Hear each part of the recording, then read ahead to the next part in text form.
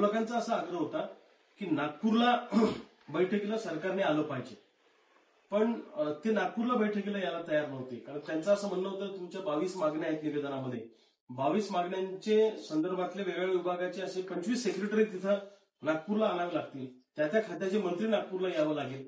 त्यापेक्षा आमची विनंती की तुम्ही मुंबईला या, सह्याद्री अतिथीगृहावर. आता लोकांचा आग्रह असा आहे की तुम्ही त्याच दिवशी कर्जमाफी घेऊन का नाही आले, असा लोकांचा आग्रह आहे. तर त्या बैठकीत काय झालंय सगळ्यात पहिले मी तुम्हाला सांगतो. त्या बैठकीमध्ये जवळपास साधारणपणे 2.5-3 तास ती बैठक चालली असेल. त्या बैठकीमध्ये प्रचंड घमासान झालं. पहिले 1.5-2 तास खडाजंगी झाली, म्हणजे 2दा बैठक मोडायची वेळ आली. त्या बैठकीमध्ये प्रचंड खडाजंगी झाली आणि ते इतर मुद्द्यांवर सरकार लक्ष डायव्हर्ट करत होतं. तुमच्या दुसऱ्या मागण्या सांगा दुसऱ्या.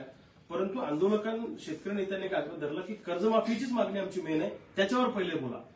त्याच्यावर बोलल्याशिवाय आम्ही पुढे जाणार नाही, पहिले ते त्याचा निकाल लावा. आणि मग असं झालं की कर्जमाफी आम्ही देणार आहे, पण मग आम्हाला समितीचा अहवाल अजून आला नाही.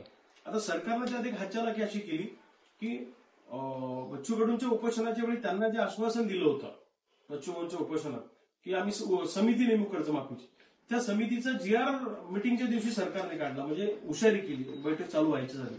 बैठक साधारणपणे 1 तास लेट झाली. 7ची बैठक 8ला सुरू झाली, उशीर झाला आणि त्या बैठकीमध्ये प्रचंड